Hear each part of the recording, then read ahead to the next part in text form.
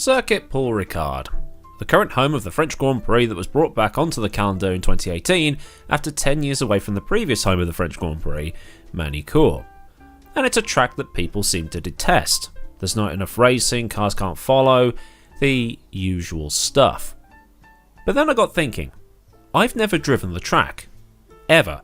Either in its late 80s configuration or the current configuration. So I began wondering if it's not actually that bad at all, or if it's just cool to hate the track. A, it's not Manicourt, and nostalgia makes people think that the races there were better than they actually were. B, F1 fans hate change. C, it's got those coloured strips around the outside that act as high friction zones to slow the cars down. I mean, it is a test track after all.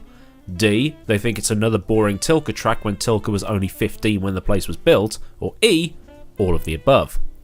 I get the feeling it'll be like Barcelona. Okay to drive, but not really suited to racing. And maybe just not suited to super wide, super long, super chonk modern F1 cars.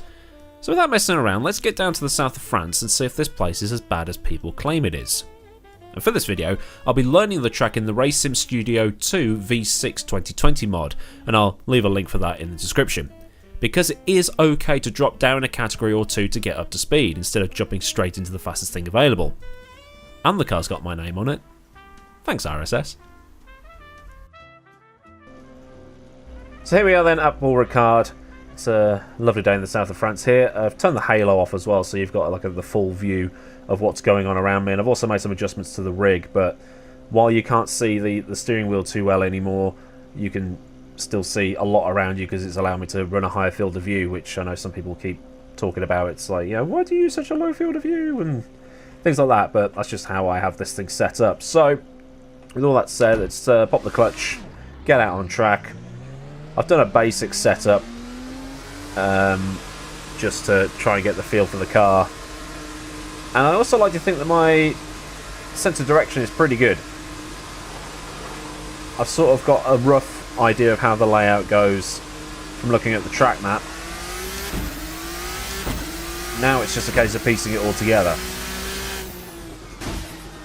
So turns 1 and 2.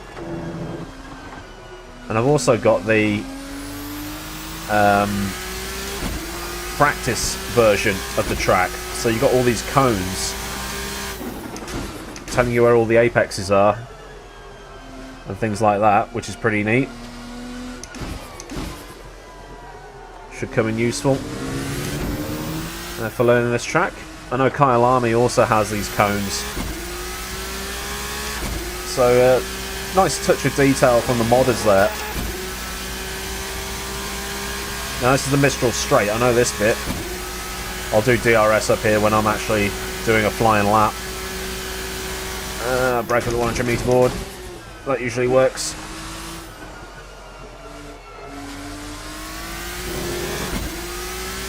This car's got a lot of torque, has to be said.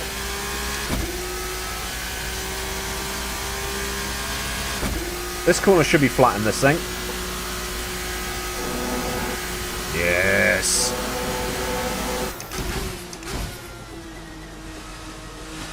Now where's the apex of this bit? It's here. You get there eventually.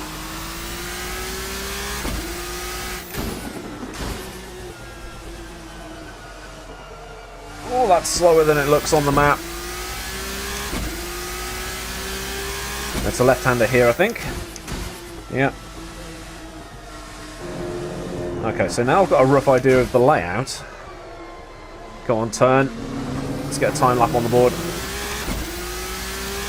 You can use the curves a lot, which I don't think you could. You could probably go a bit harder on them in a GT.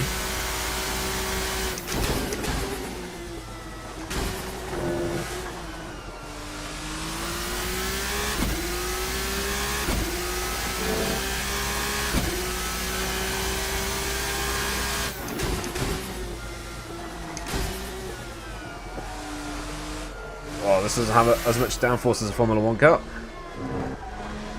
I might need to take first through there. Just trying to figure out where to put the power down on the exit of that right-hander. Run the car all the way out to the curb. Bit of DRS, why not?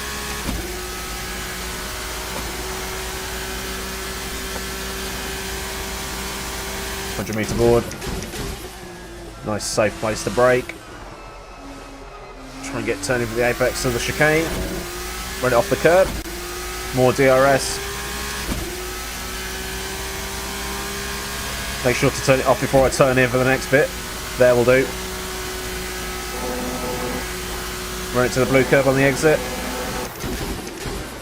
Down to third.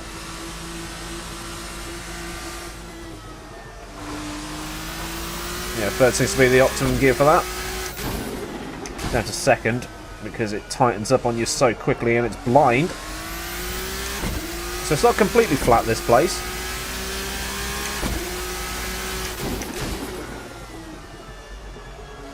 Can't turn in. There's the apex.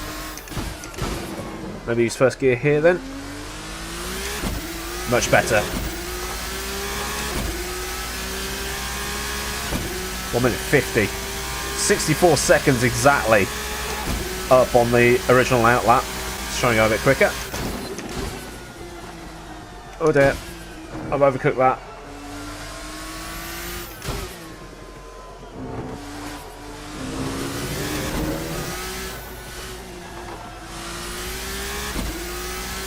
But still, in all that,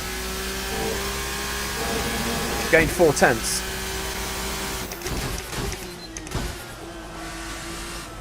Carried the brakes a bit deeper into the chicane that time. Get the power down, come on. There we go.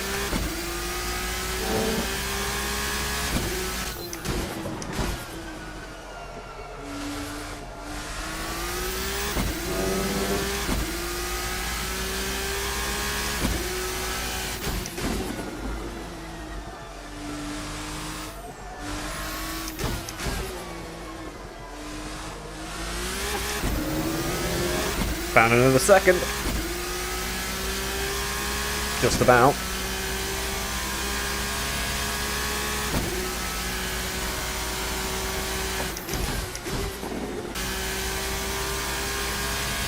I'm actually quite liking this. Not just saying that to be different because everybody seems to hate the place, but it's technical, it's challenging, I like it. I could probably carry a lot more speed into that right-hander, you know.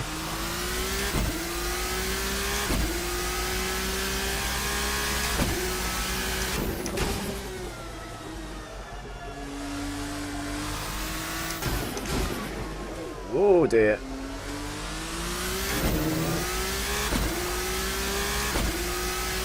Alright, a couple more laps. See what I can do. Ugh. Damn it.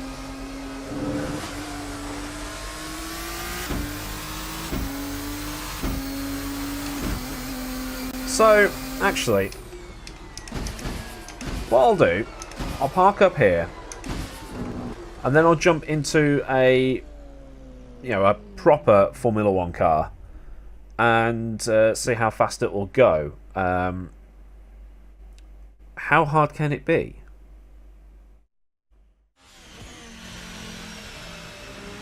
Alright then, so on board in the RSS Formula Hybrid 2020 using Lando Norris's skin for this one. So as you can see, the car is just immediately a lot faster, got the hybrid deploying things like that, but the braking points are pretty much the same, and you can throw a little bit more of the car into each corner because you've got the bigger tyres, you've got more downforce, all that extra grip on tap, and then just power out the other side of every corner, deploy some of the ERS, and then you come up to the sort of tricky chicane here. Cars seem to have a lot more grip. Maybe the suspension was set up a little bit more by default to get through here. Ran wide a little bit here, but just using the curb to open up this right-hander that brings you towards the Mistral straight. DRS open down here, ERS deploy just to try and maximise the top speed. I did this on the default setup. I didn't really have much time to get anything proper done, so to speak, but yeah, nearly 200 miles an hour under braking for the chicane. Hit the curb nicely at each apex. Well, just for that first apex really, I didn't really hit it on the second time, but back onto the second half of the straight, and you know, coming up to that fast right-hander just ahead, it was just as it was in the Formula 2, flat out, use a bit of the entry curb. And then I think I could probably carry a lot more speed through here into this apex that just tightens up on you. I sort of gave it a bit more gas and then lifted out, could probably brake later, carry more through. I think the same for this little bit as well. The apex here very, very tight. Probably lost about, what, 2-3 tenths of a second just in that little section. Well, that left-hander. This section, I'm sort of there, nearly. Again, it's technical. You want to carry as much speed as you can, and then through the final corner, which is quite difficult, and towards the start-finish line for a 1:38.8, I think that says. I'm watching it on my small screen, but yeah, I quite enjoy Paul Ricard. It's a technical track. You've got that very long straight and the fast right-hander towards the end of the second sector. And so how do you set the car up? Do you set it up for the twisty bits or do you set it up for the straight? That's the big question, and something that the teams in real life will be considering this weekend. So if you enjoy the video, give it a thumb up, and if you want to see more like this, then hit subscribe with the bell on to get all the latest. And a big thanks, as always, go out to the patrons of Patreon for their continued support, and if you wish to join them, just join in the Discord stuff. All the relevant links to Discord and the cars I've used today will be there as well. So until next time, I've been AdmiralLaWind. Have a great day wherever you live in the world, and I'll see you all again soon for another video. So until then, goodbye.